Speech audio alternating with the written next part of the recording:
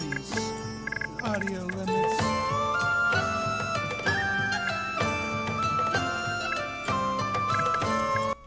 That's better. Alright, so let's see here. I think I am live here. Says I'm live.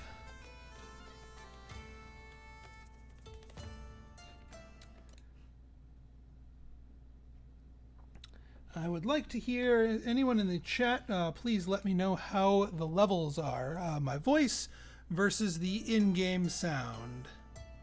And then we'll get started. I recently rearranged my setting here, so the sound things got kind of mixed around. So I do want to, before I start going into my spiel, make sure that the sound levels are good.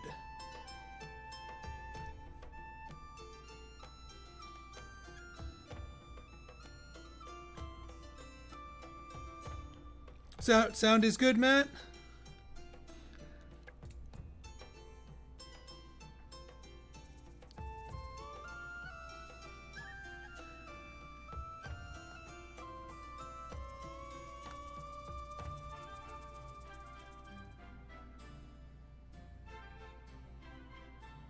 All right, then I will take that as a yes.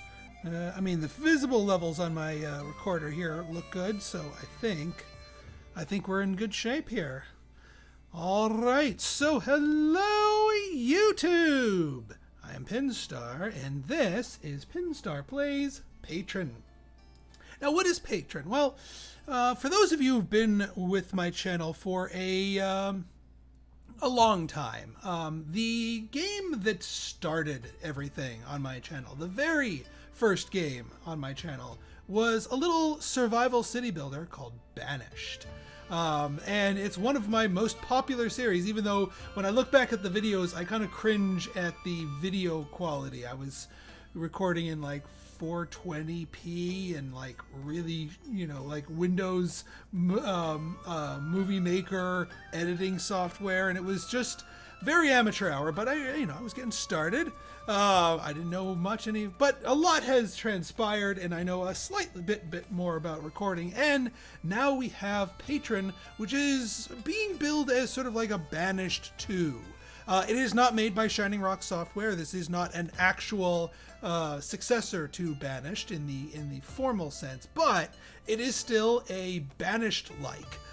If I'm going to define a genre there, a city builder survival with a little bit of a different twist. It does its own thing. This is not just a copycat from Banished. But let me explain as we go along. Now, for our banner, I was going through some of these. I did play through this. I played through the tutorial. I turned off the tutorial because I've put in about 7 hours at this point. So this is not strategy and tactics level yet, but I do know my way around. Let's go for this one. I like this color scheme, and of course, you guys know what name we're going with. Ficklewood. All right, let's get started.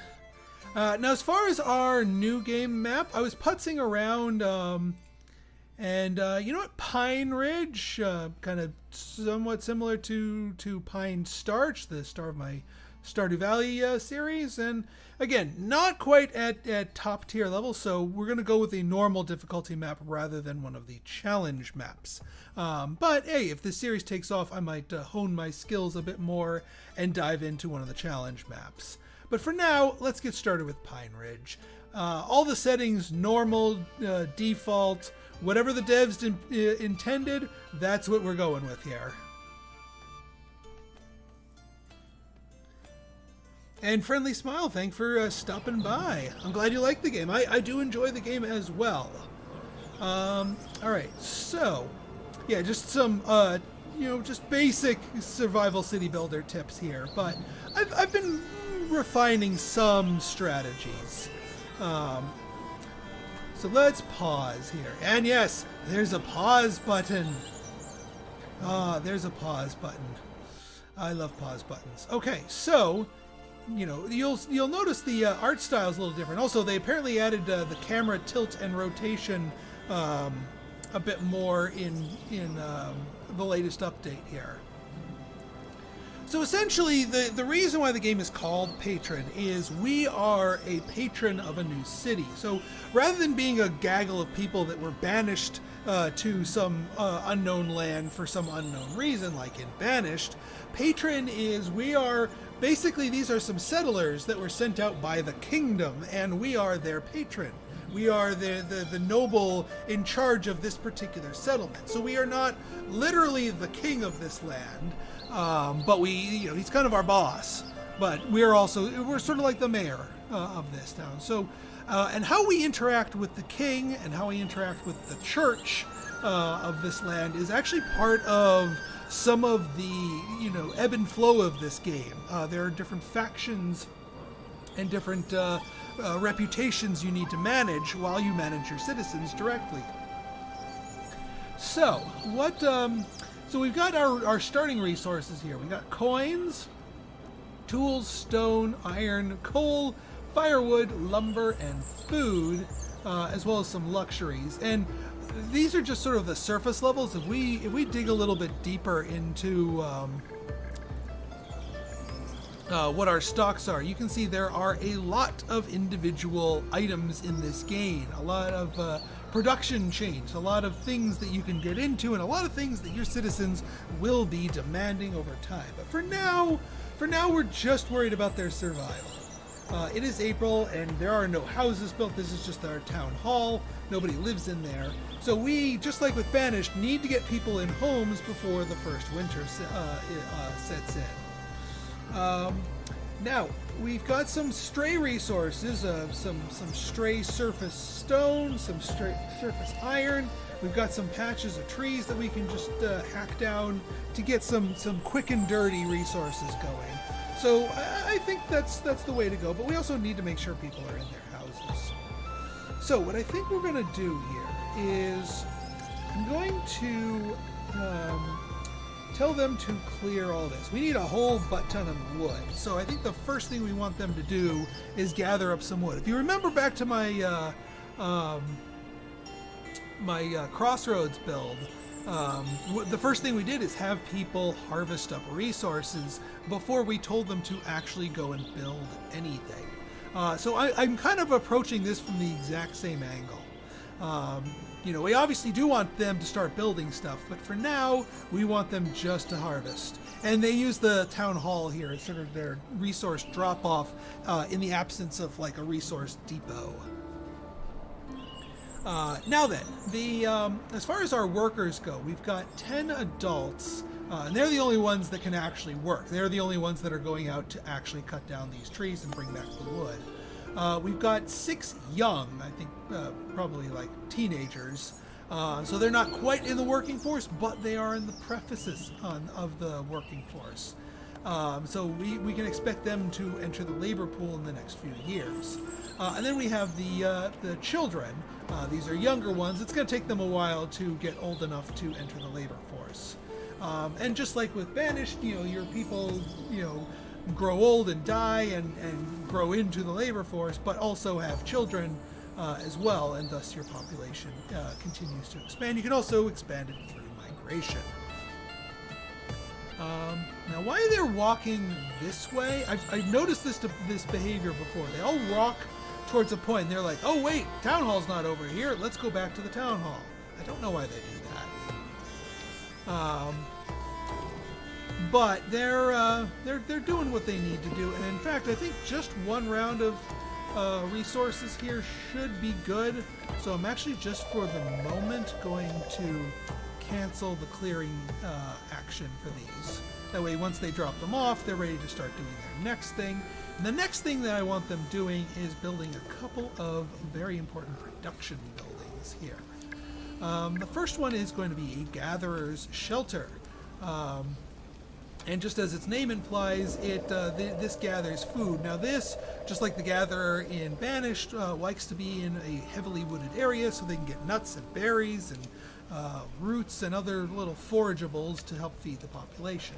You won't be able to keep a sprawling metropolis fed with this thing, but it's good for now. And your food variety is factors into your citizens' health. So the wider range of foods that you have available, the healthier everyone is. And so this is a bit of food variety. So let's get our gatherer's shelter on. We can see the range of it here. We can also see the work efficiency. So we want this up.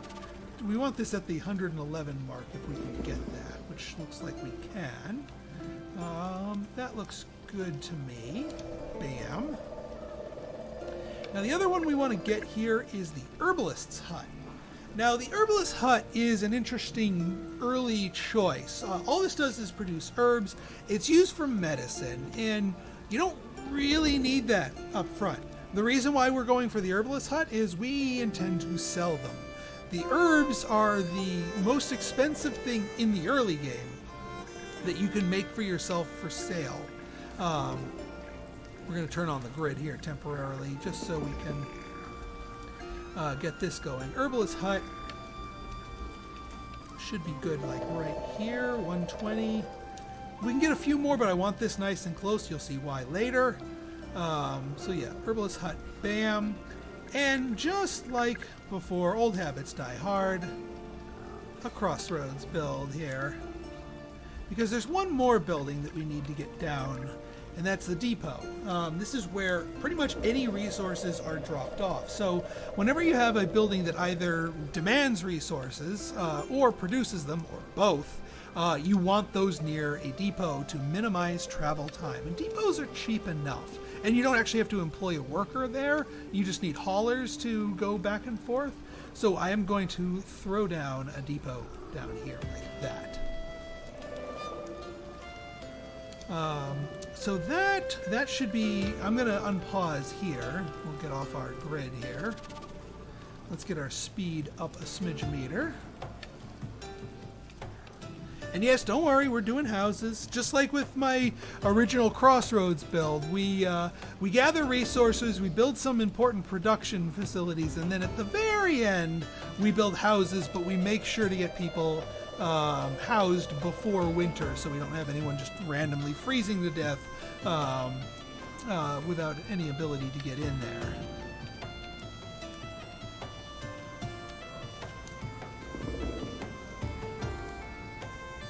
So yeah, we're also going to be getting a little bit of an additional bit of wood just from them clearing the trees to make room for our buildings up here. Also, this bear is actually, I'm happy to see the bear. It's not actually going to randomly attack and eat one of my people. It's going to, it indicates wild game, and later on when we build a hunter's hut, that's when the bear is going to actually add to the efficiency of the hunter's hut, because that means there's wild animals in the vicinity. Now, whether or not they're going to change the game to make the bear randomly, attack people, so you can't build too close to them, I don't know. But for the moment, the bear does not hurt your people. Some lovely April showers here. I've not gotten too deep into the game. I think this rain might factor into the performance of the farms. I don't have any farms right now, so the point is moot.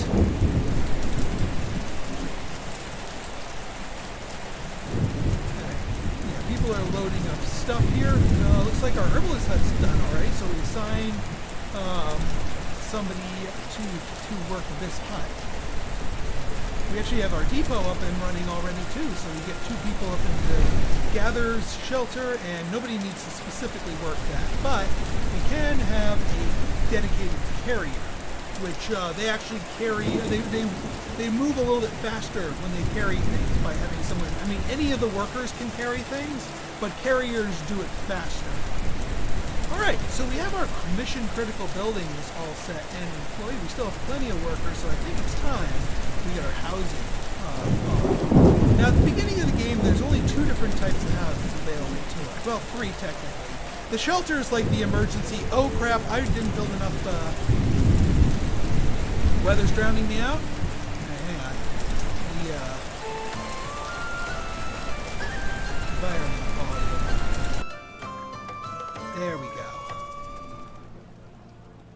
thank you. Thank you for letting me know. So the shelter's like an oh crap solution. Like, oh crap, I forgot to build houses. We got a bunch of people. We got to shelter them real quick. But people won't breed in shelters. So to me, that's nothing, because getting your people to breed is very important.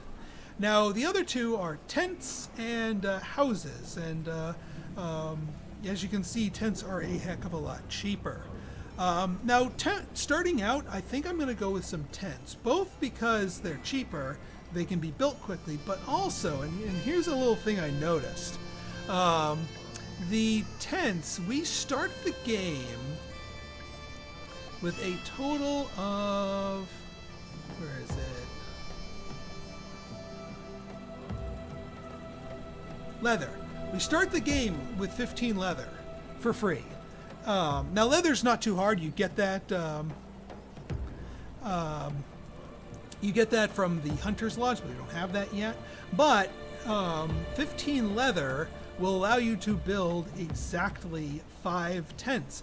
5 tents are exactly what you need to house your initial population. So I don't know if that was intentional by the devs, but if it is, I'm on to you, devs. I see your game. Let's play your game. So basically I start out with 5 tents and then I build houses thereafter once we get our economy a little bit more established. But let us start with our tents. I'm going to go back into grid mode. I like grid mode. It just helps out so much to sort of plan out your X by X's. It's almost impossible to do it without grid mode, but then you can turn off grid mode and let things be pretty. So I'm going to put a little thing, some roads here. Luckily, the base level roads are free and instantly built. There are higher level roads that take up resources but give bit or bonuses, but we have to research that. Alright, so now here we're going to do housing, tent. We're going to do tent here, 2, 3.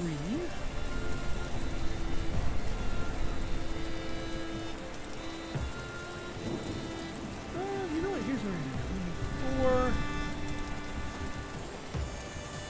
5. We're going to leave this space in the middle here on purpose. And then let's get our roads wrapped around now that we have the proper lengths.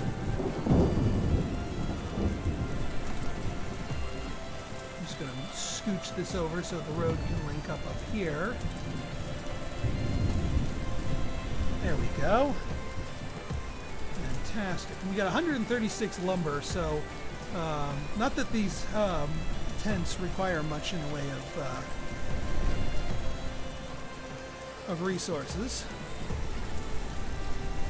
All right, so this will get everybody into houses. There's another key benefit to getting people into houses quicker rather than just preventing them from freezing to death. And that is the moment your adults get into houses, they start paying you taxes. And coin income is fairly important in the early game here. Actually, in most of the game. So yeah. Now, unfortunately, they were clearing some of these things, but now that we have a proper depot, they no longer use the town hall as a depot, which makes a little bit longer of a travel time. But this is just sort of a temporary measure here. But yeah, I don't want to distract them with too many other commands until they get on and start building their houses, which they're working on it. All right, got our first things, 4, and we're now getting 170 coins in taxes per year. Next one, 4, excellent. Now, what do we need coins for? Well, the coins are used for research, and also a lot of buildings require coins as part of their construction costs, and a lot of buildings require coins as an ongoing maintenance. Essentially, you're just paying salaries of those particular workers. But for now, let's go into our research here. And the research I was delighted to see is big.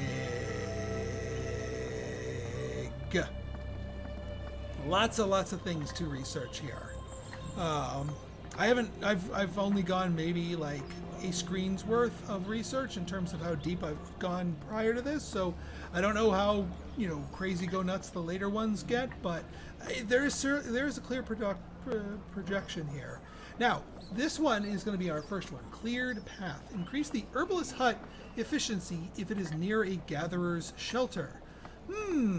We built a gatherer's shelter. We built a herbalist hut, and we made sure to put them next to each other. I did that for that reason.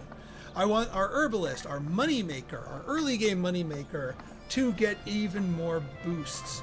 The other thing you can do is you can build boosts directly into these buildings. So if I were to, say, sink 50 coins, we can get herbalist training 1, and now our efficiency is even higher for our one herbalist here. You can also increase the number of worker slots, but I'm not quite ready to go there. Now, the herbalist hut does require an upkeep of 60 coins per year, but given the amount of stuff it produces, that's going to make us even more. Well, at the moment, it's going to make us absolutely nothing because we have no way of selling it. Just because it produces it, yeah, it puts it in inventory, and eventually that inventory will go into our depot and thus into our cash here, but we can't, there's no like just quick sell button here. We need to set up the logistics of selling. And that's where our next expansion, now that we have all of our houses here, we need to set up a docks. Now this is a fairly resource intensive for an early game build, but oh my god, is it worth it. It's worth the cost of admission. It's worth the coins and upkeep. It's our lifeline. If I have one tip for you is build this often and start trading early. Because otherwise you're going to be money poor for a lot of the early game. And it's going to slow you way, way down. So what I'm going to do is I'm going to run a road all the way out here. Is this necessarily the best, quote-unquote, place to send it? Maybe, maybe not. But it doesn't seem to have a direct impact on the dock's performance. You know, as long as it gets in the water, you can build it, and then you're good to trade. Boom. Now, once the dock is set up, all right, research is done. So now we're at 157 because of that extra free 20% that we don't have to spend any extra money in. It's just a passive bonus that we researched up.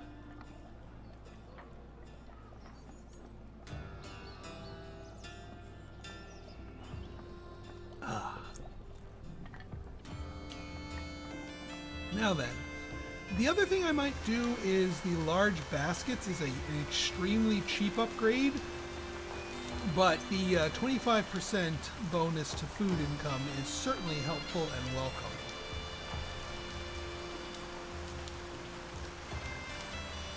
Alright, let's go off of the grid here. Like I said, the grid is not necessarily needed when you're not placing buildings directly.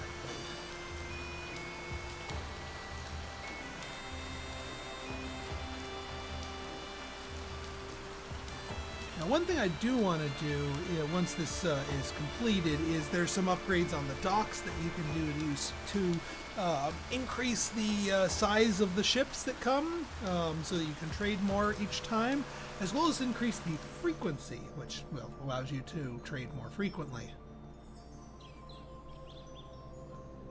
There's a few other critical buildings that we're going to want to get set up sooner rather than later. But yeah, we want to get these things set first.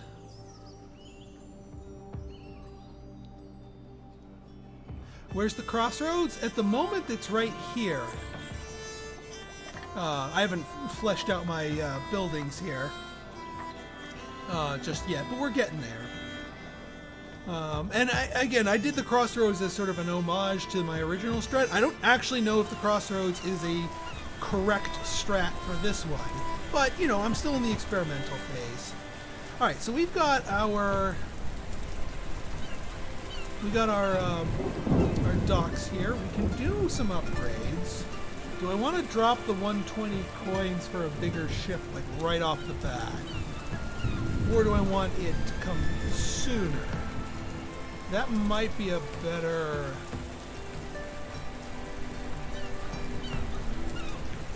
Or do I just want to save my money? I might want to save my money. Yeah, let's do a cranes here. Make it come faster. Now we can do our selling and buying too. So we have a maximum capacity per ship of 200 items. So you can sell or buy a total of up to 200 items. So all 37 herbs, let's ice them. And the reason why herbs are awesome early game to get money is they are worth 2 gold apiece. Most of the other things that you make in the early game, or can viably get, are only 1 gold apiece. Leather's another exception. But just farming up a ton of herbs that you don't need is really good. Is a really good way to get a bunch of money here. Now we got more room on this, so we can use our money to actually buy some stuff. And I think what I might do is buy a bunch of lumber. And you might be saying, well, Pinstar, why are you buying lumber? There's a ton of lumber all around. Yes, but I found that lumber is consumed really quickly. Like really, really freakishly quickly. And by actually buying into... Actually, before I do that, let me just check some of my builds to see if they require funds. Yeah, see the sawmill, we do need to get the sawmill online, so I don't necessarily want to dump too much. Actually, let me plan out the sawmill. Well, the other one, the forester's hut. Alright, maybe we don't want to buy anything. We do want to sell the herbs. That is no questioning that. I guess the other thing we could sell is coal, because our people are going to burn it, but they can also burn firewood for heat, and I'd rather them burn the firewood, and I'd rather us get 2 per, so let's sell the coal. And yeah, we're not selling lumber, we're not selling the other stuff. I mean, it pains me to do that, but I know we need to get our income going for some of the rest of these. So, bam. We shall sell. Over time, this will start cranking out more and more and more herbs to where we can actually just fill ships full of herbs to sell.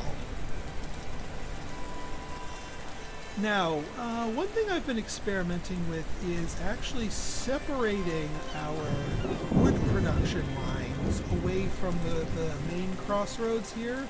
And that's because if we go to soil fertility, no, actually soil fertility is not any better over here than it is over here. Because the soil fertility does impact the growth speed of trees. Alright, so you know what? Let's do our wood industry down here then. Since it's not the greatest, but it's not the worst either. So we're going to do... It also makes it so we don't have to build another depot. So we're going to do a forester's hut.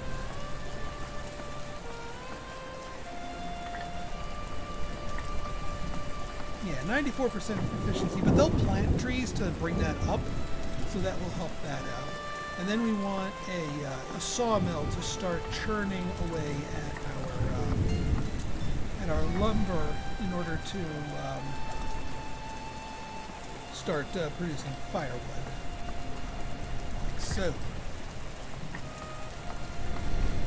Alright, the only other item that's kind of needed in this crossroads is the Hunter's Lodge, which, I mean, yes, we could get the Hunter's Lodge down. Actually, we kind of can. We have enough coins for it. And here, this one I like putting sort of on this edge of it. Right here. 105 efficiency, it doesn't have as many trees, but it's got the animal lodges, so it still gets nice big bonuses. The other, actually, hang on. The tracking prey. All right, so yeah, it needs to be near the herbalist hut. So something like it. Actually, it's a little bit worse over there. I think it's all right, experiment time. I think this is still close enough to the herbalist hut to get the bonus. If not, then well, we know for next time. All right, that should be good. Get our people building these. And we'll have plenty of wood, we'll have plenty of food, and also some extra leather, which we could then turn around and sell along with the herbs for some extra cash money next time our ship comes along. This little progress bar down here tells us how long until the next ship. There isn't actually any ship animations, or at least not yet. I'm sure they're going to be adding that. I think this game is still in early access at the moment. So that's, stuff is still in progress here.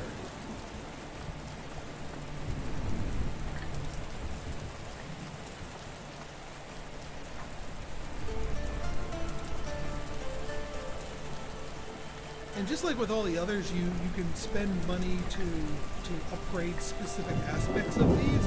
I'm not going to necessarily do that, not right away. I do want to do that. It does really help. But there's other things that are demanding our financial attention. So yeah, you get in there. We could do some turtleizer here for 15% tree growth speed, but that doesn't see immediate payoffs here, so maybe not just yet. I think I'm going to save my money to get that proximity upgrade, and also confirm that the hunting lodge does or does not get the bonus of being this distance from the herbalists.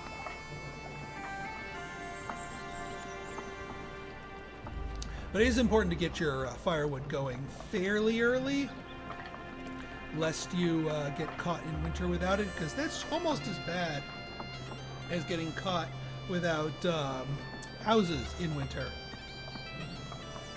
And while it is June right now, the winter has a way of sneaking up on you.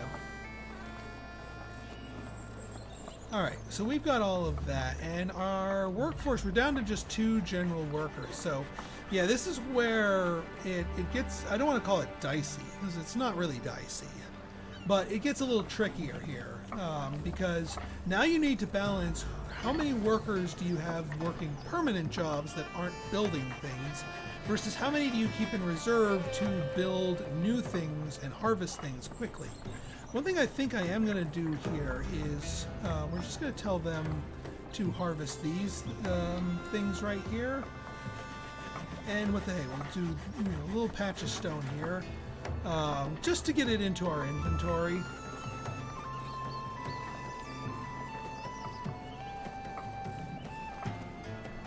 The next thing I kind of want to build here is some proper houses. We're not going to demolish the tents, but we're going to build new houses, and there's a reason for this. One of the downfalls of the tents here is that it's the residence 4 of 4, so we got the mother, we got the father, and we got 2 children. Because of the size restriction of this tent, this couple cannot produce any more children, because there simply is no room for them. But if we build a proper house, that has a room of 6. So, and families will always and automatically move into the best housing they can get into. So this family would move into a house, and then suddenly now there's 2 more free slots, and they can start having children again, which will help our population growth in the future. Now, if there's any families here of 3 of 4 here, this family can have a baby. There is room in the tent for a baby. So we might see that 3 become a 4 eventually. But I'm hoping one of these 6 grows into a full adult sooner rather than later, so that we get another set of working hands on our in our town here. In the meantime, let's kick the speed up a little bit faster here. We pretty much just need to do a little waiting here. The Forester, by the way, will, just like in several other games with this concept, cut down trees, but also plant trees. So they kind of give you a sustainable wood income.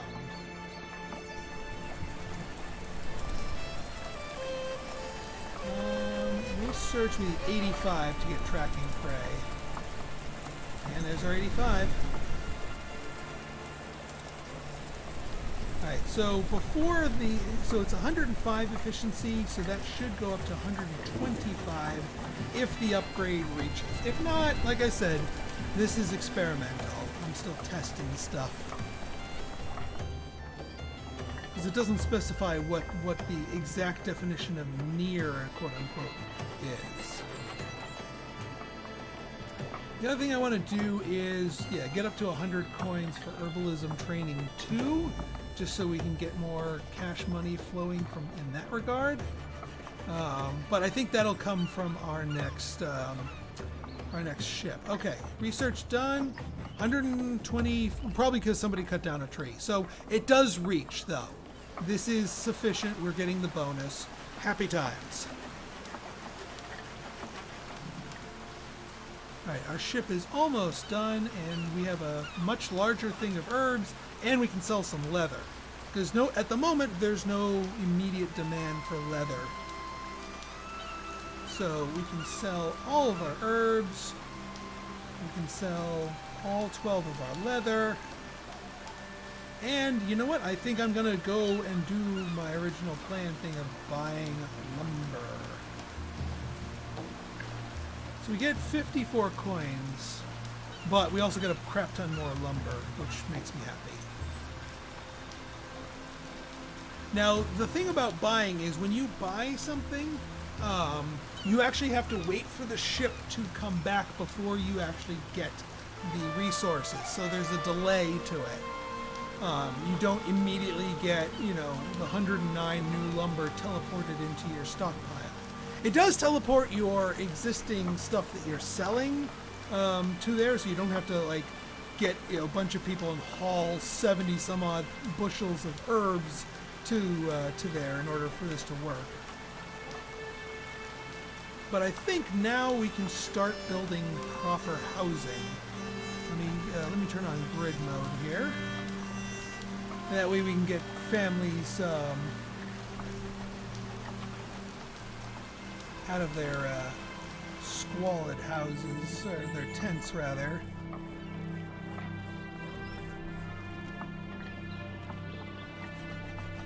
There we go.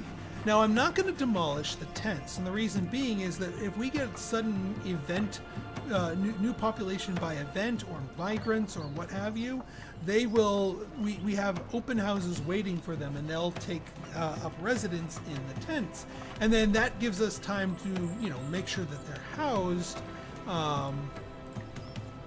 without the moment they show up. But then once they once we have some time and resources, we can build them some proper houses, empty out the tents again, and then now the tents are ready for the next round of migrants or event population on there. So it's just sort of planning ahead and getting ready to brace for impact on the influxes of population. But it will take some time for these proper houses to be built. It also took some coins for us to build those proper houses too.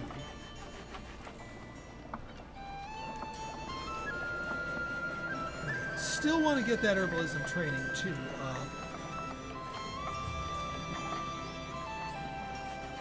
They somehow reached the king that our city is running low on firewood. He is not pleased, but he's also offered to send help. A trade ship has arrived and unloaded a helpful supply of eating materials. Hint, build a sawmill to produce firewood from lumber.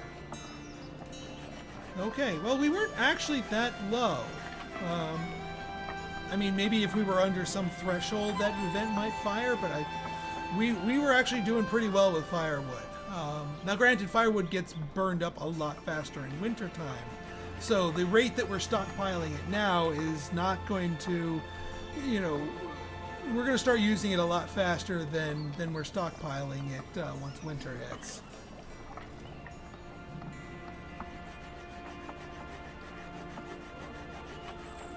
All right, got our first house going up here. That's good. Bear roaming the streets, just chilling. Nothing to see here. Food's getting a little lean, but again, that's why we got the Hunter's Lodge. The Hunter's Lodge plus the Gatherer's Hut should, in combination, be enough to... here we go. This is a scripted one. The king is pleased that the new colony is slowly getting on its feet. You've been placed foundations of a flourishing city and that you're to be rewarded. So we got 150 corn, 150 more firewood, and 150 lumber. We're going to have a metric F ton of lumber soon because we just ordered some once this ship comes by. But I ain't complaining because we're going to go through that quickly.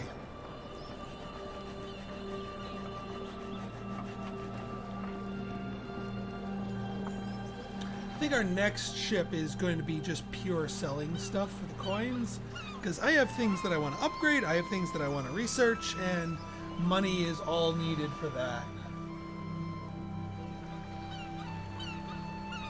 So we are almost... Alright, we have our new houses, so all of our tents should be empty. And so all the new families are moved into here and have plenty of baby making room. So get on it there.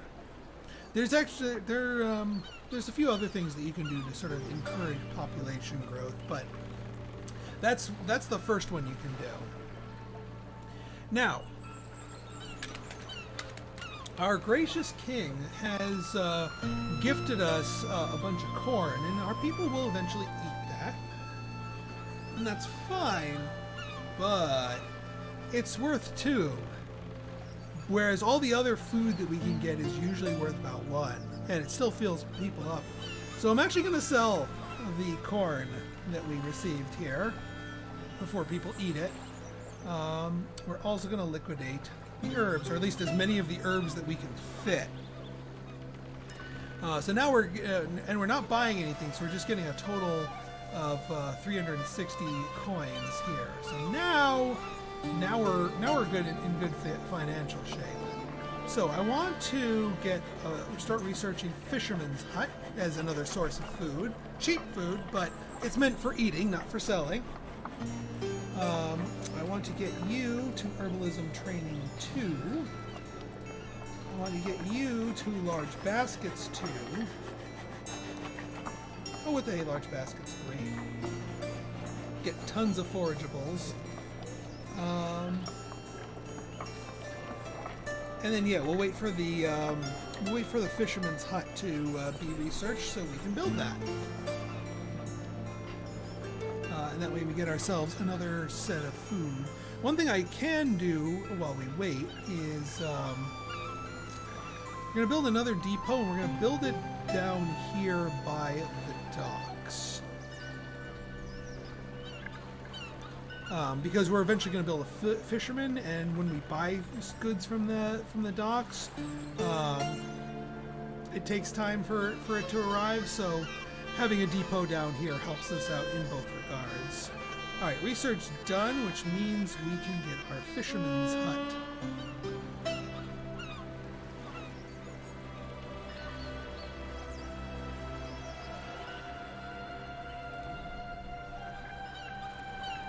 And again, we got to be careful about our workers. This fisherman is going to take up a worker slot, and we're going to be short on workers who can actually build stuff. But hopefully we'll be getting more stuff. Alright, looks like we had a baby born, because we have a new child here. Now we just need some of the teenagers to get older here. With bad, well, I mean, the graphics seem fine to me. It has its own style. This also might not be the final graphics.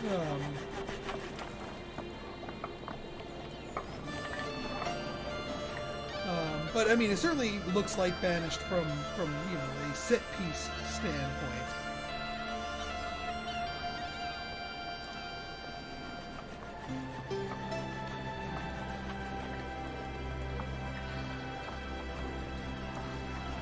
Alright, let's see here. Yeah, still 10 houses, 10 occupied. Could get expert skinning here, but it's only a 10% bonus, so I'm not sure if that's worth the cost of admission for that. It's a little bit better to just get this focused fired. 150 is... that's kind of expensive for the upgrade here.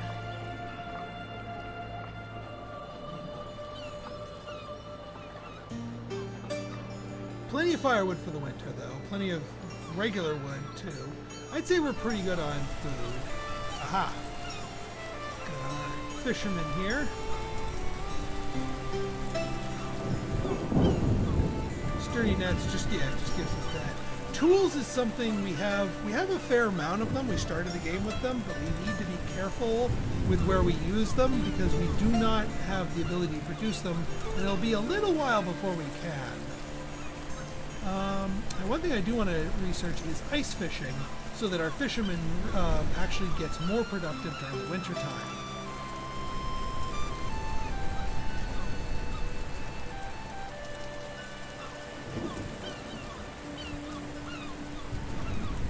Oh, we're paused. Derp.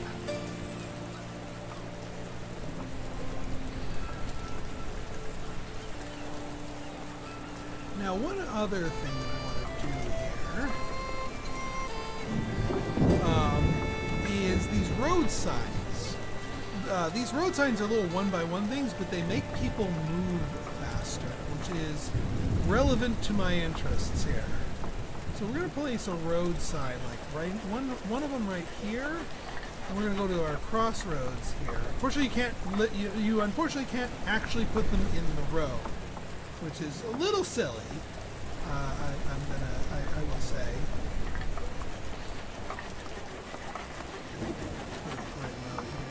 Yeah, that's about as accurate as you're going to get.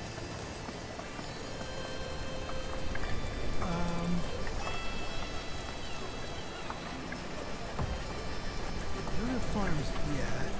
Then there's some other things that help improve your residences. Shrines for religious satisfaction, watchtowers for safety, although that requires it requires a lot of maintenance and it requires you to employ somebody there. So we're not quite getting into watchtowers now. I'll take the passive benefits, thank you. Well helps reduce the chances of fire and also produces health benefits, that is.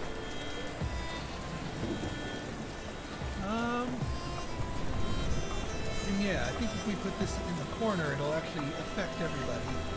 So we build them well. And then a shrine. Also, similar thing here, so we'll build that as well. Might as well get our people happy. Might encourage them to breed a little bit more.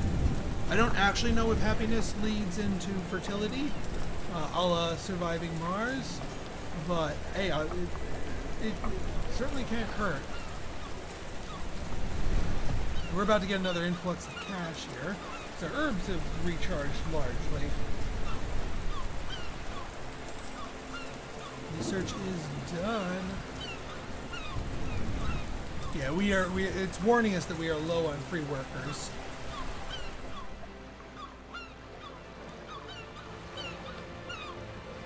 Is it just me, or does the seagulls sound like they're saying "oh-wee, oh-wee," but their screeches and squeaks? I don't know. I heard it, and I'm having difficulty unhearing it. All right, selling off our herbs. Let's liquidate our leather while we're at it.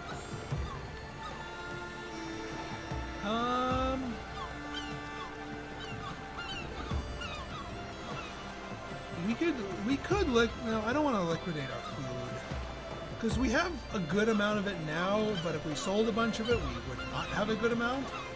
I also really don't like liquidating firewood, as tempting as that may be. Now, the other thing we could do is just import some of our lumber. That is absolutely viable thing, but then we don't have quite the cash. Well, how much would this cost me? We'd still get 122 out of the deal. That's not too bad. Yeah, we'll import the wood.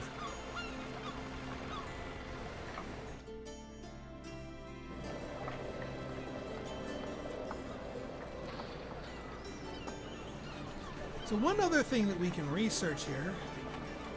Hey, JC! Yeah, I know. It's a viewer gifted it to me actually, and I've been playing it, and I'm like, hey, this feels like Banished. It feels good. So one of the other things you can do here, and that you can't do in Banished, is do edicts. Edicts are basically giving you, you have to pay a maintenance cost, usually in the form of coins, but it gives you an ongoing global bonus. So this is the food production edict, which boosts the production of pretty much any of our buildings that produce food by 10%, which is relevant to our interests. So I'm going to spend the 200 and research food production. Now you can see here, it's taking forever for these things to get built because we have one worker, one general purpose worker building this. We're getting more babies. That's awesome. But we still haven't had any of our teenagers grow into adults, and we haven't gotten any migrants yet either. I think the game is hard capped from sending you migrants until after the first year. They kind of want you to get on your feet and learn to walk with what you have before they start throwing more and more and more people at you, because then you gotta, feed them and such. Those pesky people and their food needs. All right, we got our research done. So if we go here, we can now spend some of our influence. You start out with 3 influence, but you can gain more as you go up in tech.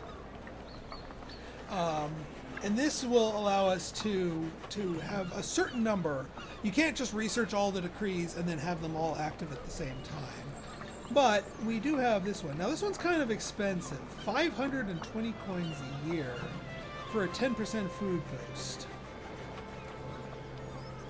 It's nice. And I'm probably still going to enact it, but it's expensive. But we also quickly make money. So I think it's still worth it. So now all of our food boosting, our hunting, our gathering, and our fishing at the moment just get a global 10% efficiency boost, which is quite nice. Alright, winter is upon us. It's starting to snow. But like I said, I think we're well prepared. We've got plenty of firewood. Everybody has a house. Not just a house, a proper house. We could spring for insulation, but I think we're good for the moment. I think what's more important is just springing for...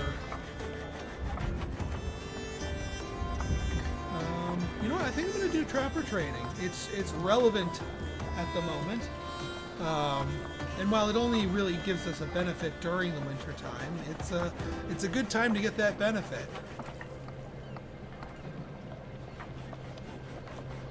Forester's hut. Yeah, we need more coins, so that's fine. And I don't want to expand the workforce because, again, we only have one general purpose worker to our name at the moment.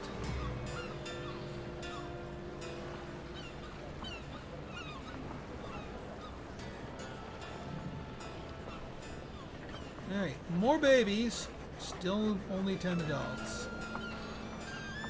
This must be different every time, because I've had it where sometimes you'll in the first month or so, you'll have a teenager grow into an adult, and that 11th person is so useful. so useful. But, like I said, after our first winter is come and gone, that's when we should start becoming eligible for events that might give us migrants, and also just natural migration, as well as more births and hopefully some of these teenagers aging up. Because we got things to do. Including, let's research quarry. That starts this whole thing. As you can see, we just fleshed out this whole bottom row. But it's sort of a dead-end research, but I don't regret researching that far to it. But now we want to start our proper thing here. And these aren't too gold intensive, but they are resource intensive. But again, I don't want to build a quarry just yet because we don't have the people to work it. That takes more adults to work the quarry to get a steady supply of stone. And there's still some surface stone that you can, that we can pull up without needing the quarry. The quarry is just sort of a stationary, ongoing supply of stone for when the surface stone runs out. Aha! Trade ship! Let's sell them herbs. Let's sell that leather.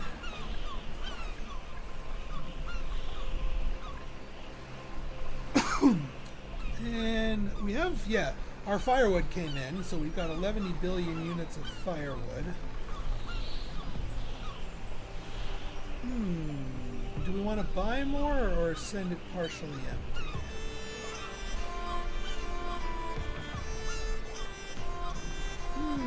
What do we want? Or do we want just even more lumber?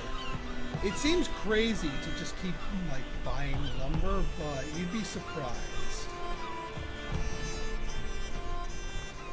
Beetroots are cheap here, aren't they? I might buy us some beetroots just to increase our food variety, while still only having to pay one per unit. Yeah, I think that's worth the cost of admission.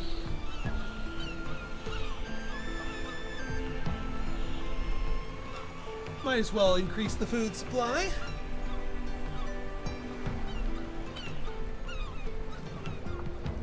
And yeah, no herbs, that's alright. They will find herbs even in this weather.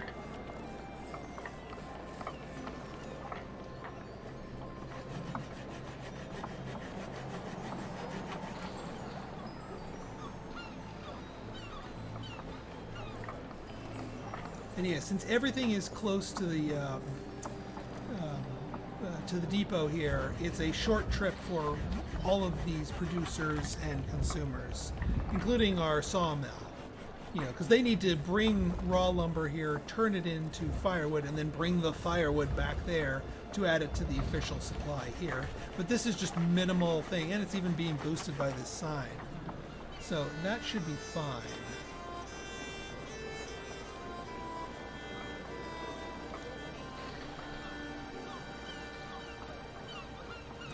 We do still have the one worker. I mean, we could tap into them and have 0 workers and then wait for literally anybody else before we built something else on that regard. But not feeling that. Sometimes, we could just use them to harvest. We might as well tell them to harvest these surface stockpiles, albeit very slowly. Because it's just going to be one dude or dudette hammering away at that. Yeah, let's do that, because they have that depot, so that's the closer one for them.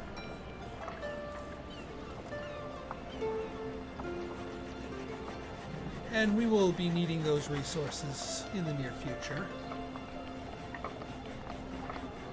The other thing, I think the other thing we should do, let's get Herbalism Training 3. I mean, we could do Expansion 1 and just toss them in there, but I think they're better served just getting the surface stuff.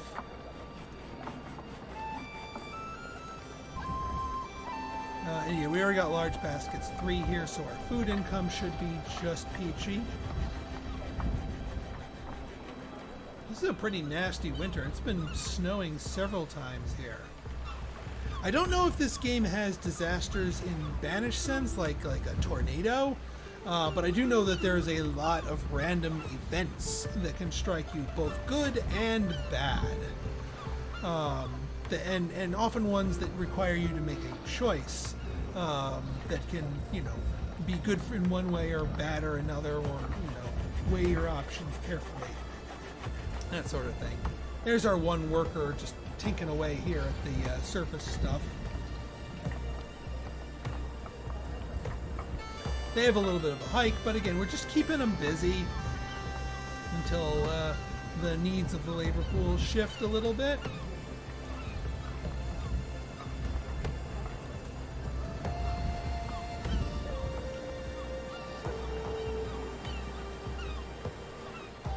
Almost got our trade ship back.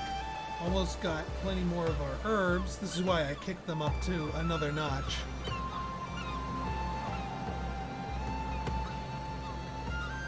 We should get that jump in food the minute the ship arrives. Yep, there's our beetroots. Excellent. Delicious. Delicious beetroots. Alright. Liquidate the herbs. Liquidate the leather. We're starting to get roots. Yeah, the things that you scavenge up with the gatherer change by the seasons, which is a nice little touch. I like it. I think flowers are a peasant luxury. Yes, they are. We'll buy some people some flowers. I don't know how quickly they go through them, but it'll make them happier.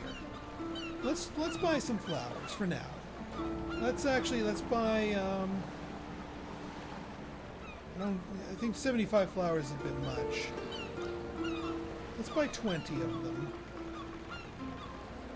And the rest we can spend on lumber.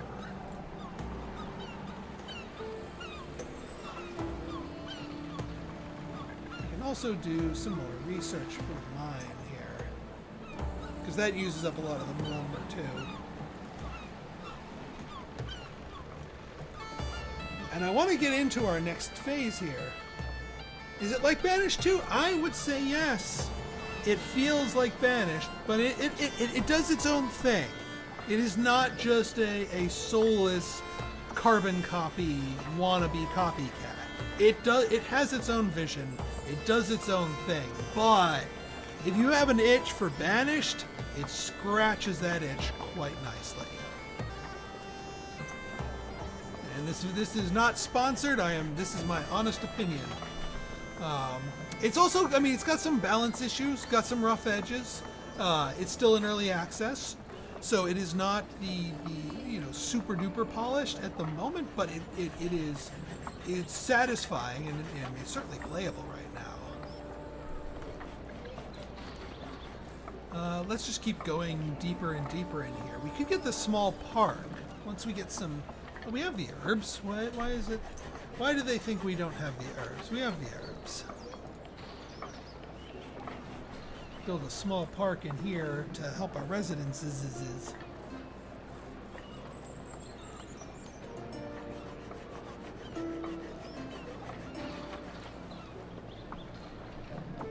They're slowly chipping away at that.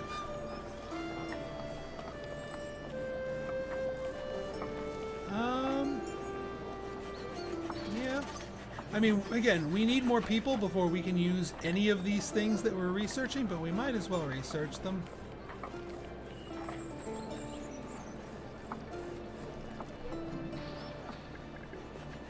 We can do a town beautification here with this small park. Yeah, this looks pretty good here. Not going to bother with a small park by the... Oops! Tents. Because that's just temporary housing.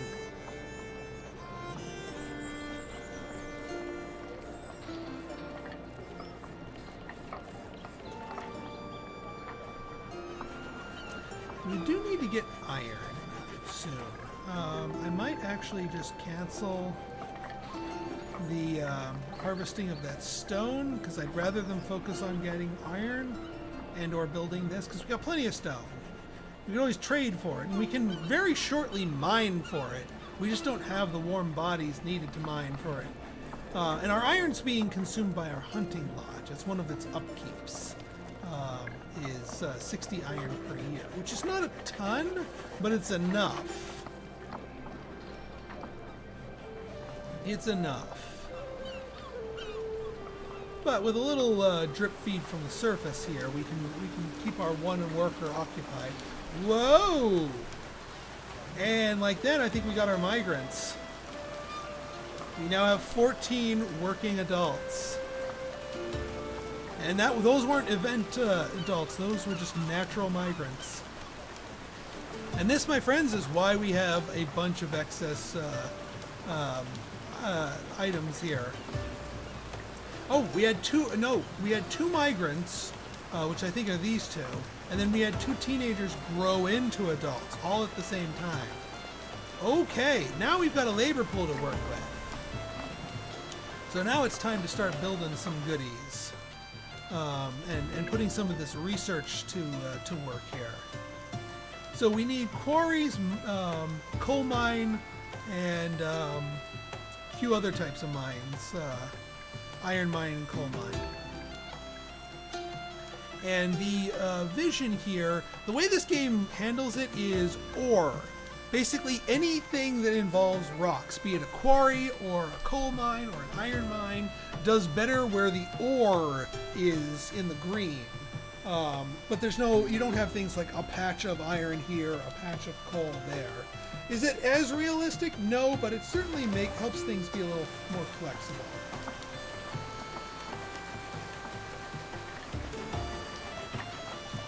So I think what we're going to do, we're going to do another crossroads here.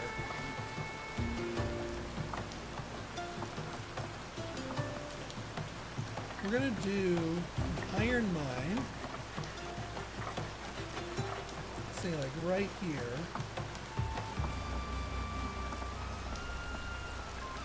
And we can turn off the, we want the grid to be able, thank you very much. And let's do a little crossroads. I'm going to plug you in over here.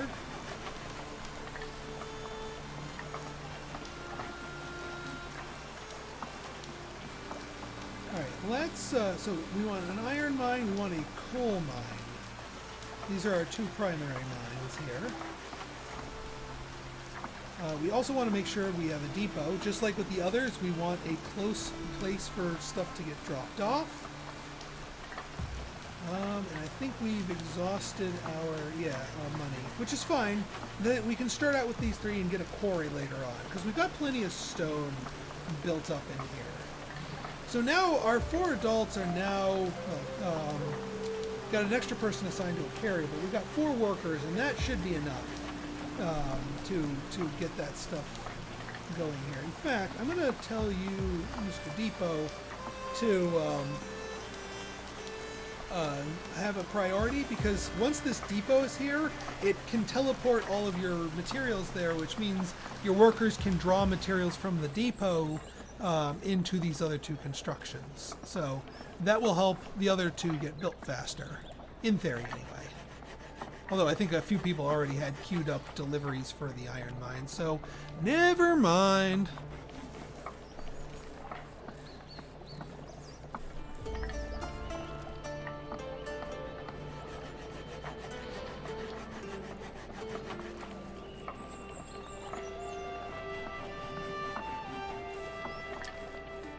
Clearing up a little trees to get some lumber on there, which is fine by me.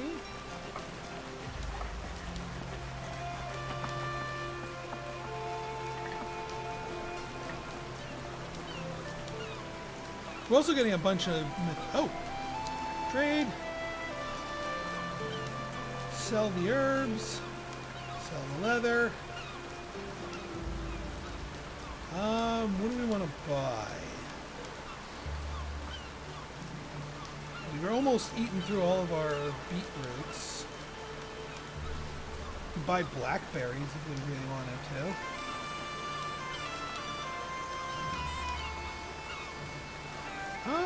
Yeah, why not? We'll buy...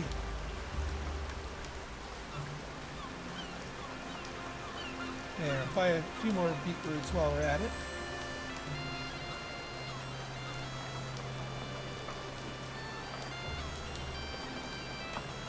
And since we have an influx of cash here, a clothes shop.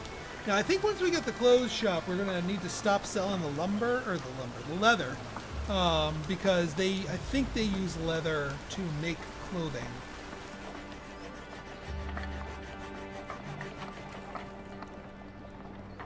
I guess they're getting this mine up sooner. Whatever. So each of these sucks up 2 people. So, like I said, very labor intensive, which is why I was holding off on building these until we got an influx of people.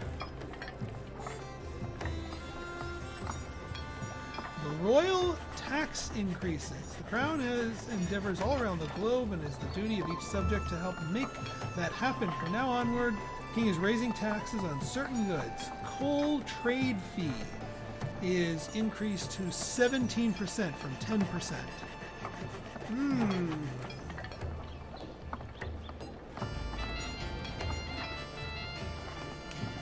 I'm not too sure. Coal is something we might be buying in the near future if we go through it enough.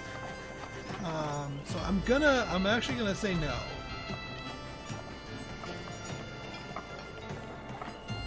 Now that decreased our loyalty stat with some of our workers, which actually makes them unhappy. They're not too pleased with me going against the king, but it's only a -5, so it's not like we're gonna have mass rebellions here.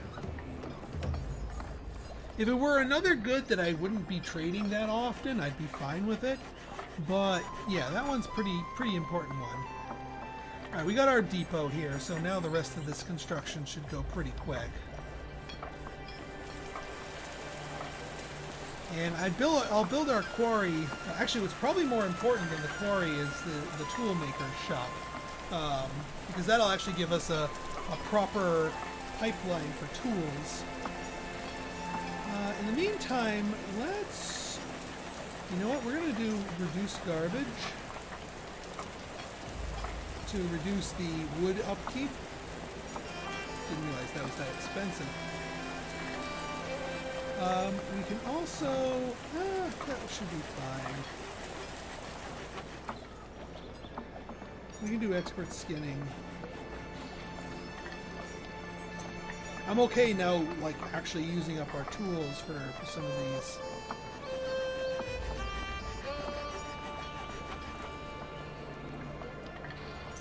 Yeah, let's just get nominal level 1 growth, level 1 boosts here. It's the cheapest for that. So the music track is good as Banished. It feels about on par.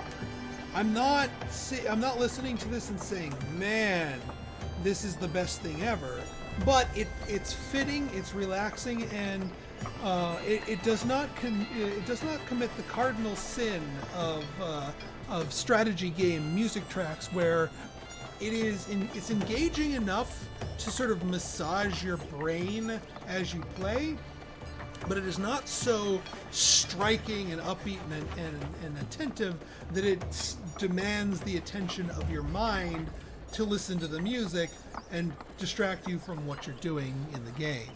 So I think it gets that balance correct. Alright, coal mine, good. I think we need more cash before we can get our toolsmith. Coal, iron, and coins. Let's do it. I mean, we technically can do the toolsmith down here, and that way we'll leave the riper patch on here for the quarry.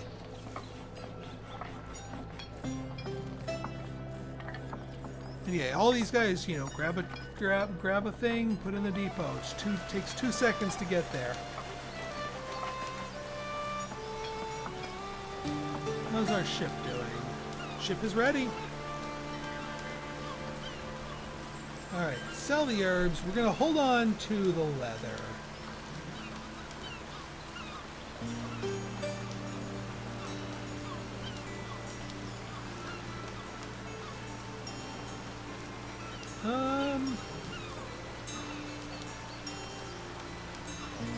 Yeah, we'll buy more lumber.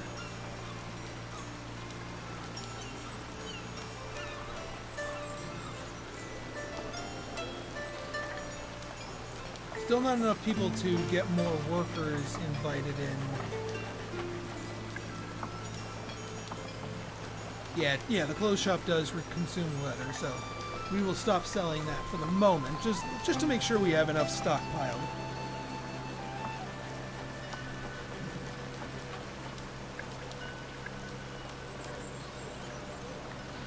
Oh yeah, road sign.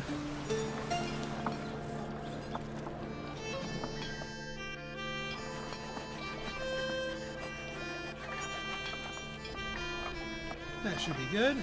Whoops.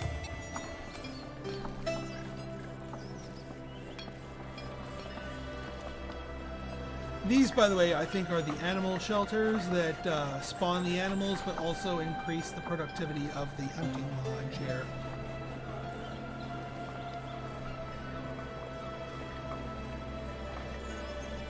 I should probably build another house just to give a permanent residence to, yeah, these people.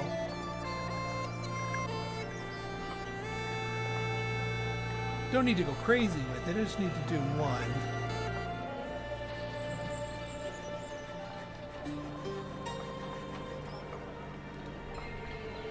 There we go. Yeah.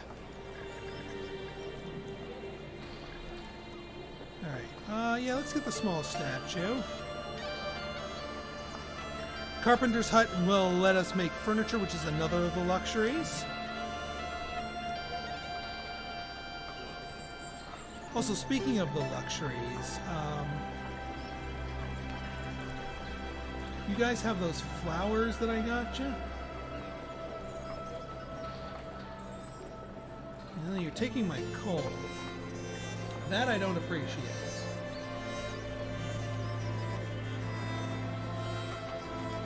I wonder if the flowers, you need like a florist to distribute them, or, you know, hand them out or something like that.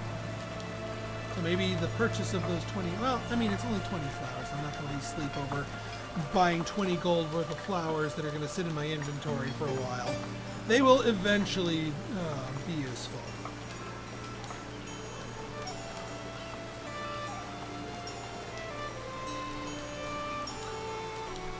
Alright, ship's coming along nicely. Yeah, let's give everybody like their level 1 upgrades here. Mechanization takes quite a bit of gold here, but I think this is probably one of the ones where it's really important.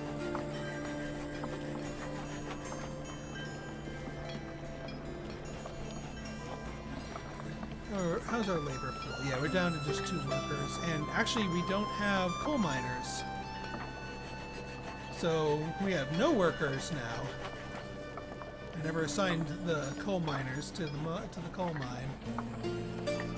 And also we're going to have nobody to assign to this toolsmith once they come. Well, I'm going to probably pull off some of the miners to go toolsmith so the toolsmith does not sit idle. But we're not really going to be able to get into anything else till we get more adults.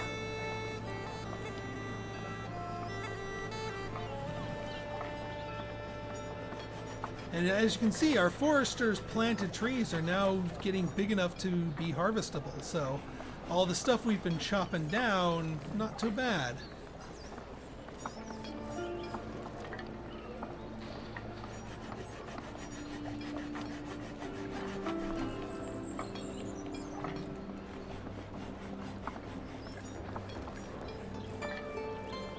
Yeah, let's get mechanization here. Just to increase the output to make sure we have enough firewood for our next winter. We do have some more people.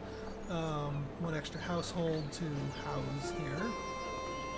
Of course, if we have no workers, there's nobody who's going to actually build this house, which is fine. I mean, you know, if we get into winter with those people in the tent, that's not the end of the world. In fact, there's only 2 of them, so they can still breathe in there. So it's not really a rush. I'll just leave this planned. And then once we get enough population that somebody becomes a worker, they can go and finish that house up for us. Also realize that we're not going to get any tools on because our workers... Yeah, you know what? Let's siphon off 1, 2 here, and we're going to reduce... We're going to just have 1, because we need those workers. We need to finish these things. And then we can put them back once we get more adults. We get our 1 tool shop person going here. Might as well, because we are running low on tools.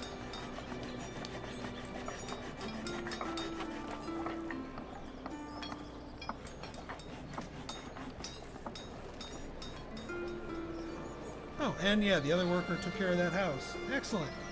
So now our young couple is in the big house, and all of our tents are freed up for quick entries for migrants and also people growing up and moving out of their parents' houses.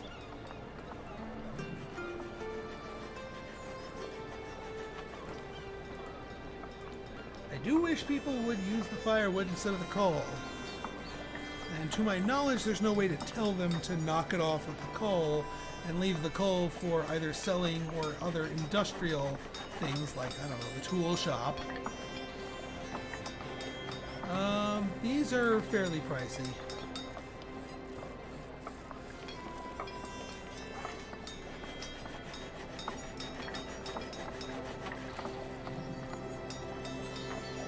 Alright, next thing's up, Carpenter's Hut. The reason why I keep researching deeper and deeper into this is this one, Gathering Hall. This one will level up our stuff and give us access to other techs, including immigration incentive. And that is a way to get more people into your town quicker. It's another edict. Alright, ship is here, and we can fill the entirety of it. Actually, can we... We don't have the coins for that. We can buy a bigger ship. Let's sell this.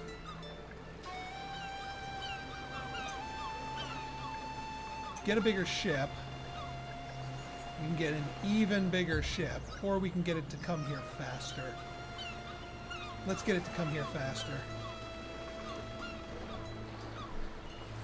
Alright, so now our trading output is going to be well improved. We can get this carpenter's hut going. And then, yeah, 500 gold, 30 wood, 30 stone. That 30 stone's going to be, well, we can do it. But we're going to be lacking stone for literally anything else. But we can do it. We have enough, at least at the moment. I could re-up the, once we get a worker, to collect that. Any other surface iron or ore or stone that we need to mop up here? This stuff's kind of far away, and we don't need that much more iron. Because, I mean, we have our iron mine, so I'm not going to send people out to the far reaches of the town to go hunting down iron. Nearby stone, these probably be worth it. Not that we have spare worker. No, we do have one spare worker.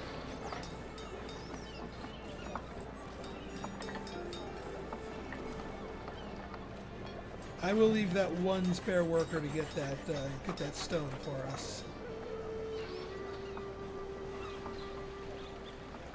Man, we are making crazy amounts of food.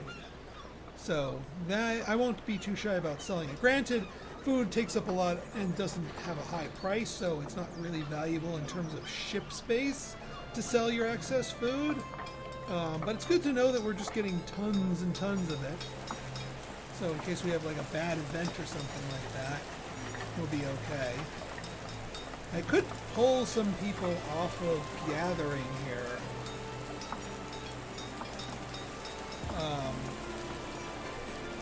To work the mines. In fact, I might do that. I want I want extra people on coal, because coal seems very high in demand.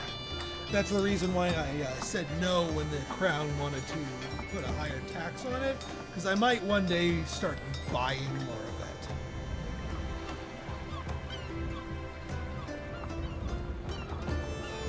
Alright, the snows have come. The king sent over a ship full of goods to our fair city. He's clearly pleased with us. Even though we said stuff it when we got that. Alright. I will take the lumber. Trust me. That is one good that will always find a home here. But once this comes in, we are doing some heavy duty selling here. 108. And we can do, now we can fit 250 goods on here, which is nice. Actually, I'm going to break my rule. I'm going to sell this leather. Because we need the extra cash to get to our town hall. You know what? We have 1 billion mushrooms. So let's sell 9 of them. They're only worth a gold apiece, but that's okay. Trade.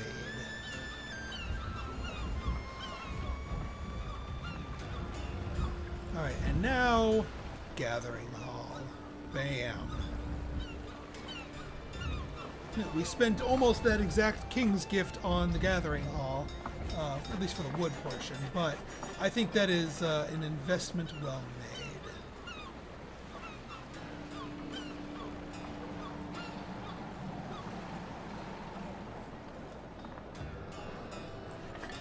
Yep, they already sucked up this stuff, so we have a little bit more stone in reserve, but I still want to build that quarry. I just can't. Not with our current labor situation. We've already dried up the individuals that are working there, that entered our adulthood and what have you. We still have 5 pending.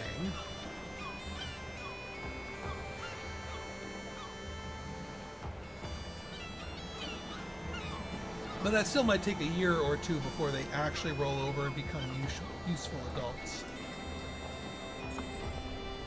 Research is done, and our town hall is higher, and we have more influence. Yeah, I know we need more coal. That's why I have 2 people on coal. Alright, so our next thing to research or save up for is the immigration incentive. Because, yeah...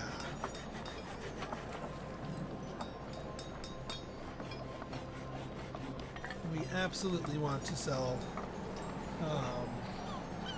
get that going so we can actually get some more people in our fair village. Because that's the one thing we're lacking. We've got plenty of other materials. I think the town's doing quite nicely. And I do wish they'd lay off the coal because we've got plenty of firewood. Absolutely plenty of firewood.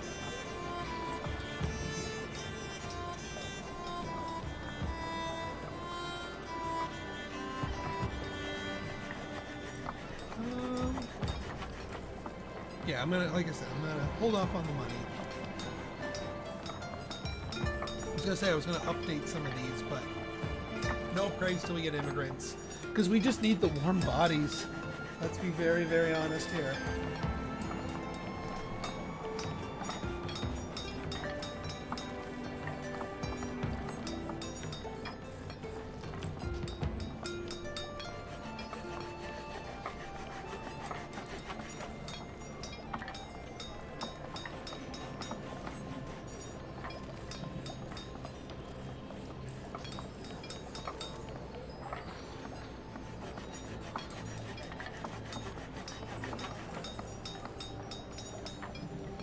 Let's see here.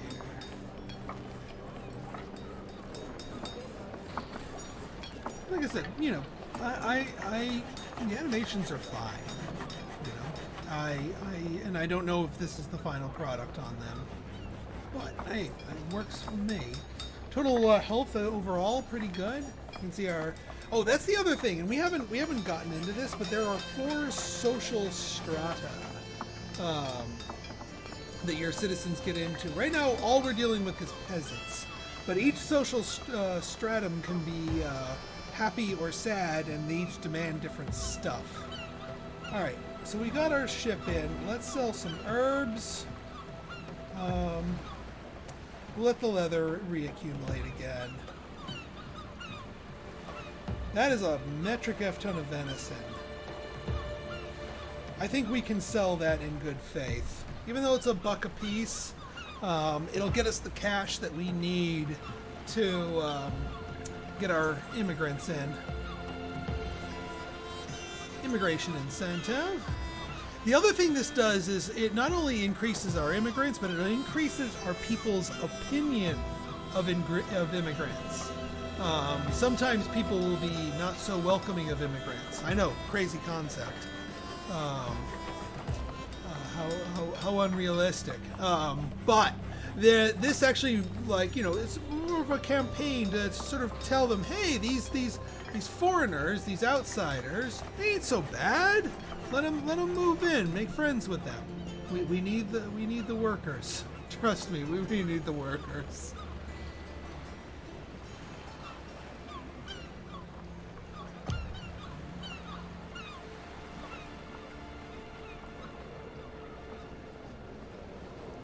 Alright, quiet winter, cold one, but a quiet one.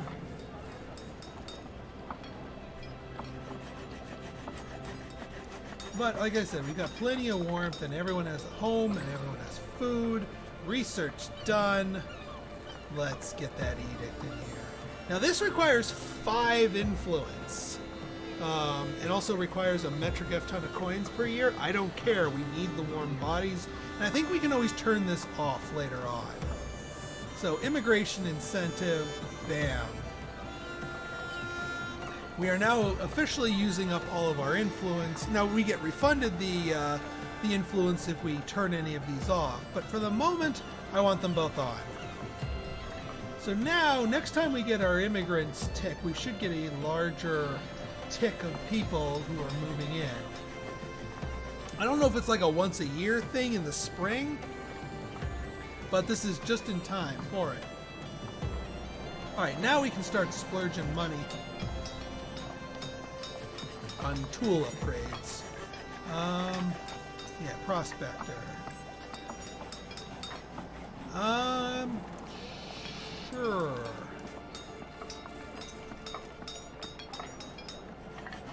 Get you working a little bit more efficiently. And yeah, you need 100. Jeez. What about you? Yeah, you could use that, but you're also expensive.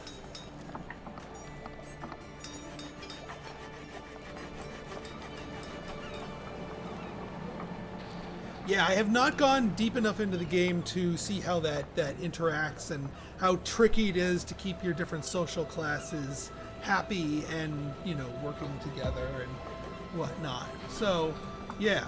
But for now, I think it's good that you only have to focus on your peasants, because that's all you have in the beginning. And then later on, you can start worrying about more people.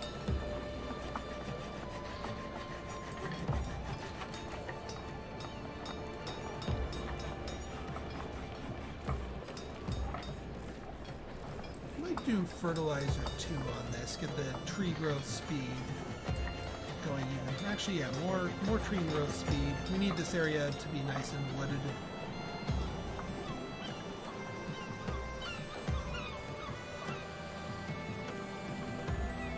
Alright, we have more children, more teenagers, still same number of adults. But I think it was last April when we got our last influx of people. That we could, you know, start actually doing things with there.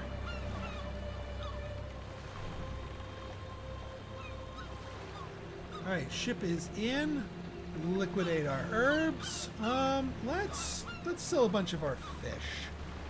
We have more fish than we need.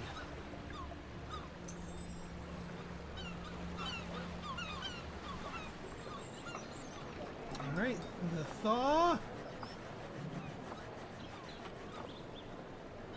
Oh, the other thing that we can do now that we've upgraded our town hall is that has unlocked farms. we can start building farms as a way of getting food. Of course, that requires workers. Ooh, let's see. Our foremen are reporting that there's a rat infestation in one of the workhouses. We lost some goods, unfortunately. We can either threaten them, basically, and make their jobs less safe, or accept the losses, but make their jobs more safe. We can absorb that loss of fish, even though we just sold a bunch of fish. So now fish. Now we need more fish. 60 bucks. Yeah, let's get sturdy nets too.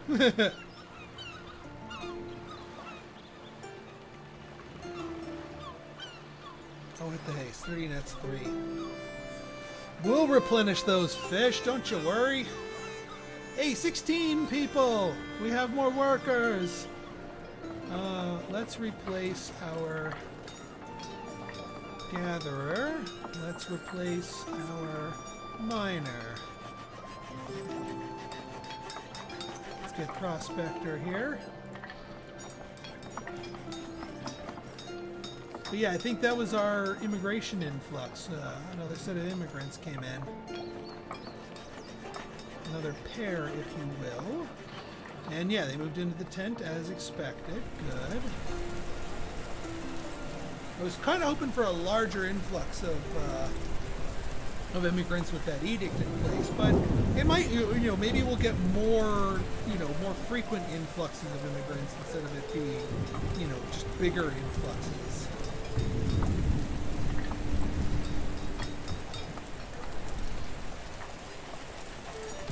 We still need that quarry, but again, I've already exhausted our new immigrants. We still have just the one worker. Do I want that one worker doing something? Yeah, I do. I want you chopping away here.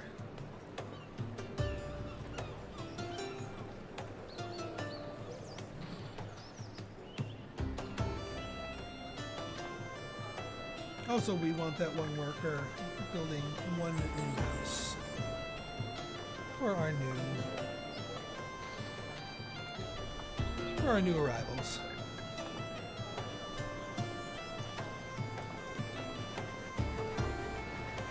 That should not be too much of a burden on our resources. Soon I'm going to want to start adding people to not the forester's hut, to the herbalist hut with the expansion upgrades so that we can get even more herbs coming in. But again, we need more workers.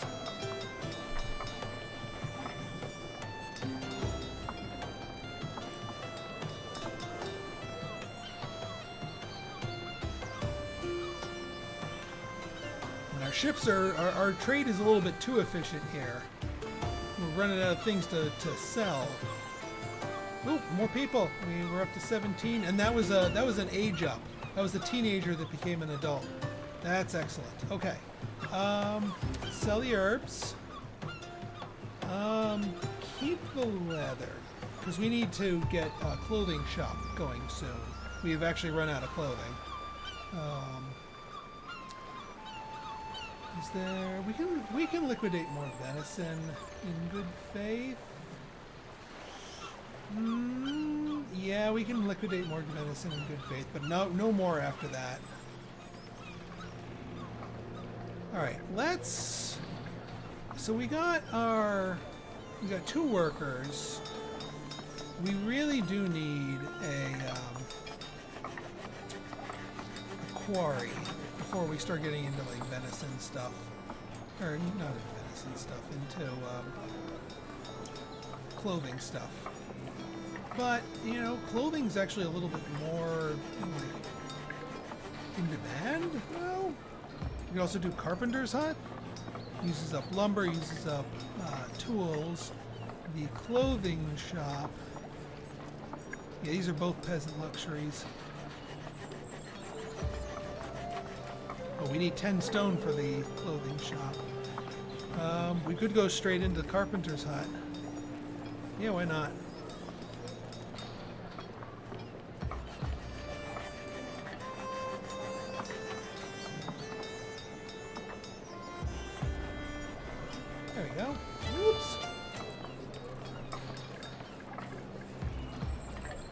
There, carpenter's hut.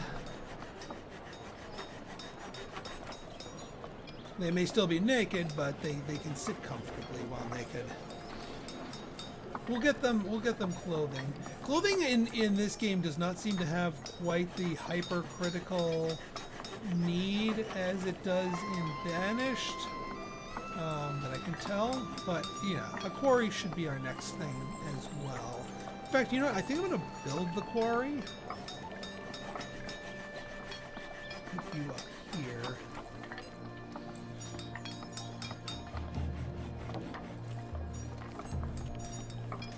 Just so we can...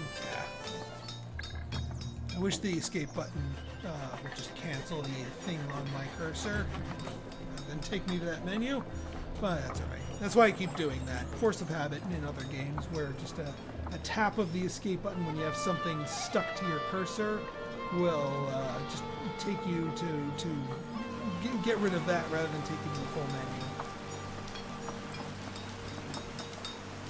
And we needed some extra wood anyway, so fair enough that we're clearing it here. I think I'll do one person for the furniture shop and one person for the mason. That will use up our 2 free people, and then we'll just wait for more migrants or more teenagers to age into adulthood here. We also need them to build this house. Not super critical, but still... Alright, let's get our one carpenter going. Some form of luxury. Reduces upkeep.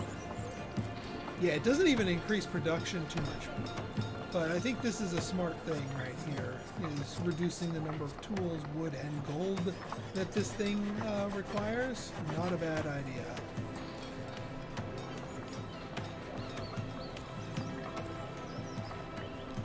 I'll wait for this, the quarry to be built, and also for the house to be built before I assign that person to there. Yeah, I think we just produced some furniture and it just got soaked up by the houses here, which is fine because that means the people that want them are getting them. But yeah, clothing's next on the list. We just need to get a supply of stone.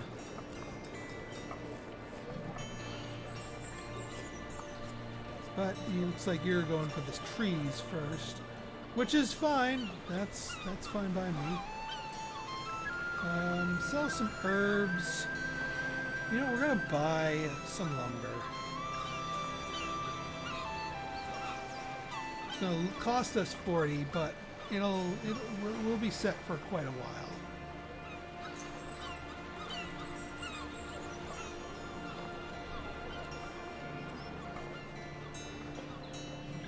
Which means in the meantime, cancel the clearing of these. And then finish up that house, please. So that this place can actually start producing us.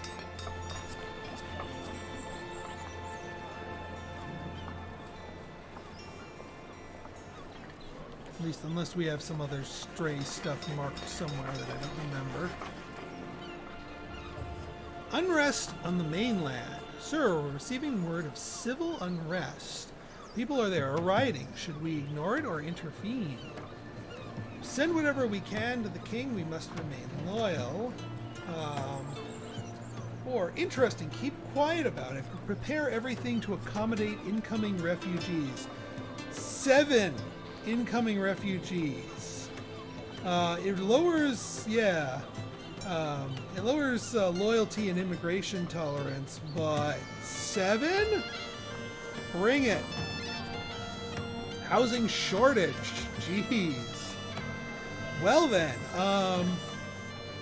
things just got interesting here. Let's get another house planned out.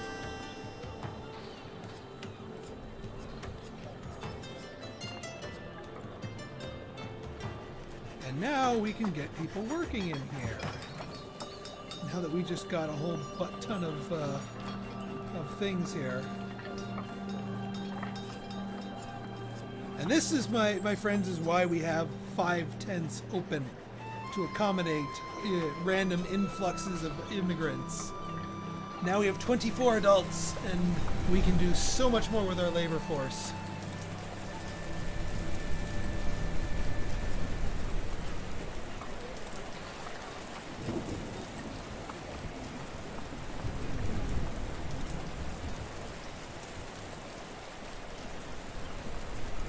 Getting another house built. Excellent. Now we'll get some of these people out of tents. One of them anyway. Yeah, we're at capacity now.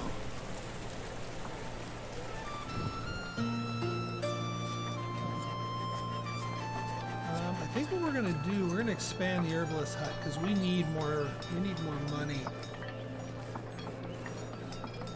We need more herbs. We need to be able to fill those ships properly. In fact, let's expand again and just max this bad boy out so that we can get the cash flowing.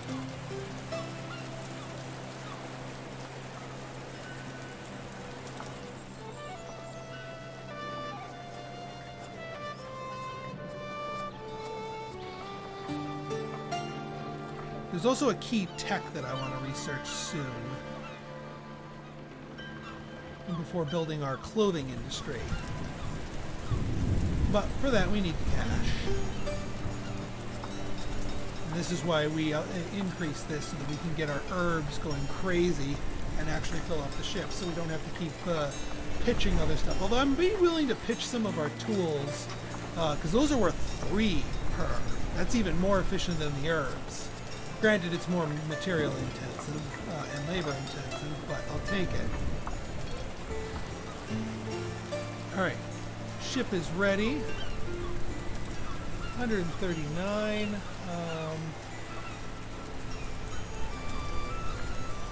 We're not pitching all 105 tools. Let's pitch like 45 of them for the extra cash. And then... what else can we get? / sell. I don't want to keep siphoning off.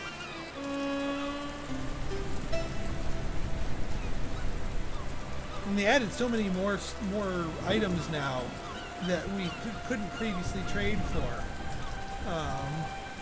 Not that we can use them right now. You know what? Let's buy some lettuce. We're going to buy some lettuce. Because we can't make that yet. Also, that reminds me, now that we have labor force, we can actually build farms. But first, I want to get the clothing shop down. And I want to get the little things here. This gives your people happiness by having the clothing shop near the shop radius.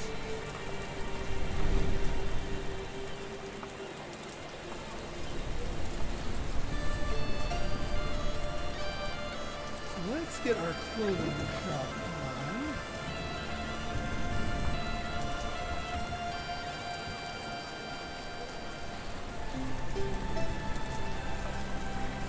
Yeah, this will be, actually, if we bring you down a little bit further. Actually, let's do grid. Yeah, actually, let's put you here, or even better yet, here. You're slightly wider than these.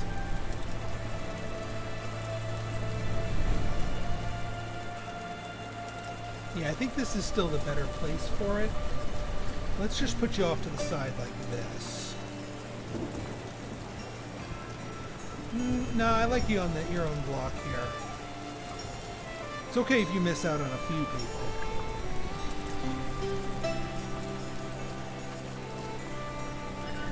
Let's get also another round of houses going here.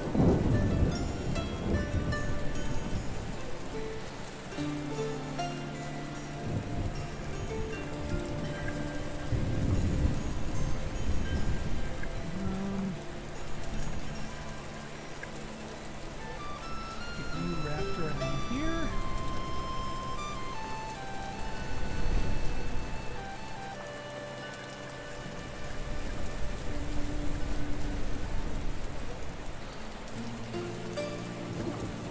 There we go.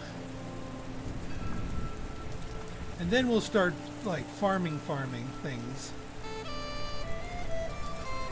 so that we can keep our food supply up, as no doubt we are feeding more. Actually, let's get our, yeah, so this is all fertile ground, so we can actually put farms like right up here. Now, I do not know the proper size of farm fields here.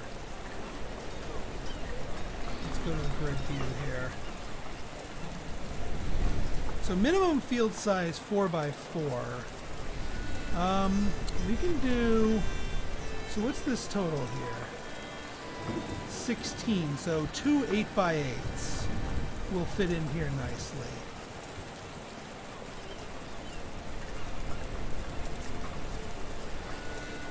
Do an orchard, 8x8. And yeah, let's build those two, and then we'll see how many different types of foods we currently have access to. I know certain research gives you access to more.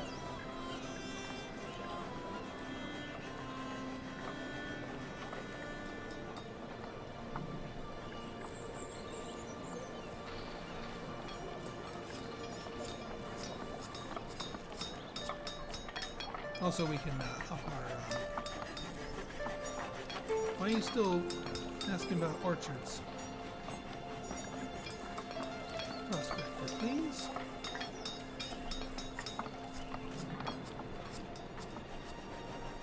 Okay, so we got the fields.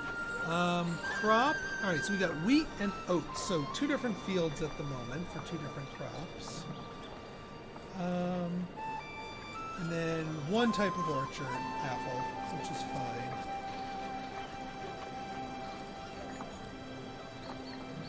So we need 1 more type of regular field here. And we're going to do you.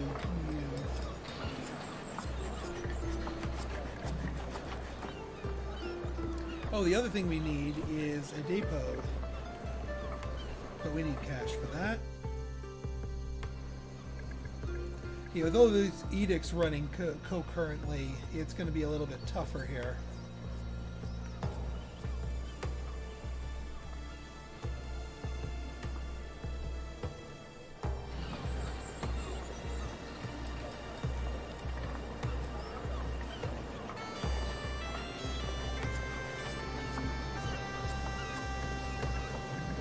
Alright, good. Depot.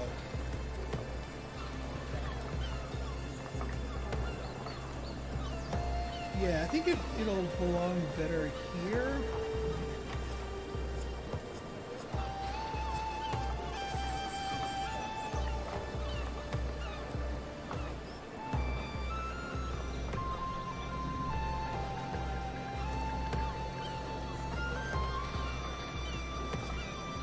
There we go.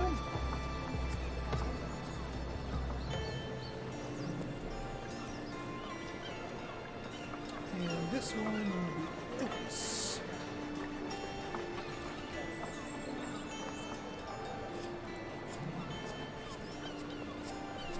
And then I think we can do some more research to unlock new crop types. But for the moment, these 3 should be good. How are we on our, yeah. Oh, wow, we've burned through our workers that quickly. Okay, yeah, let's let our 1 worker finish the depot and this before we assign them. Well, I certainly took them to task quickly enough.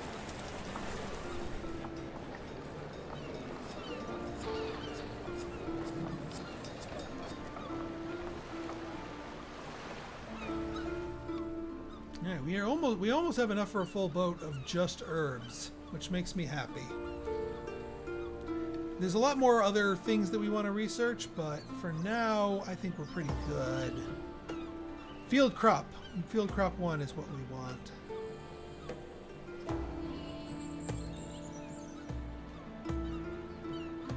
Alright, let's sell them herbs.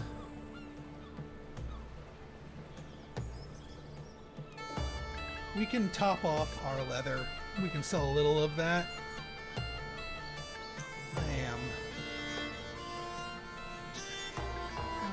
So yeah, let's get field crop 1. Distillery clay pit. So that would give us pottery. But I think the rest of our cash needs to go towards upgrades here. Like local upgrades. Yeah, optimization's the only thing we really got going for you. Alright, got the depot up and running, so now we just need the clothes shop. But the depot being up and running should aid in that.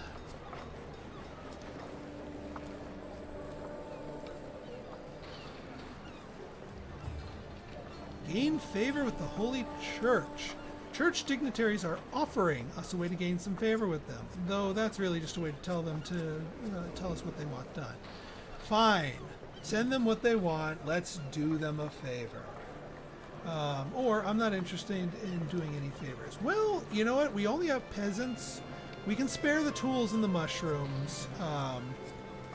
So yeah, let's do them a favor and make our people's religious satisfaction higher. Yeah, now it's 100 out of 100.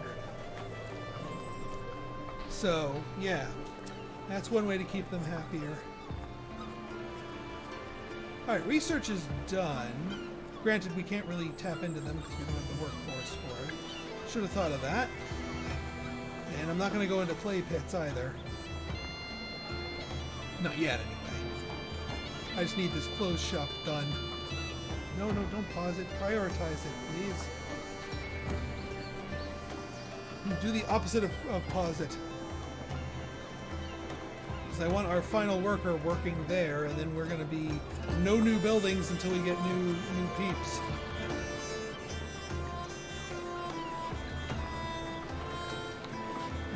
Precision tools. Optimization.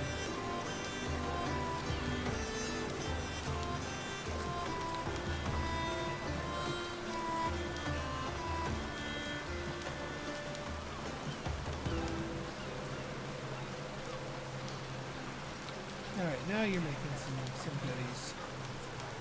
And this should, now that it's been built, because of that tech, give some passive happiness boosts to everyone around it. This should also make people happier just because we're getting luxuries produced from both the carpenter and the thing. Although we're having difficulty in just keeping everyone stocked. I mean, they're getting them, but I don't know if they keep them in the house like they do the food.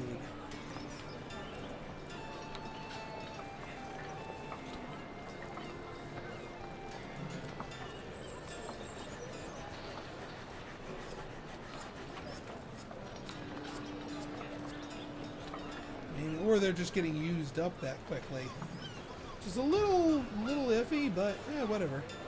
We'll do what we can with what we've got.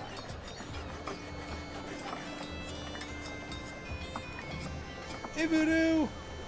Yep, we are live. Actually, I was just about to wrap things up. Sad to say, because I was only planning this stream for a couple of hours, just to give you all a taste. And I think we've had a nice taste of this.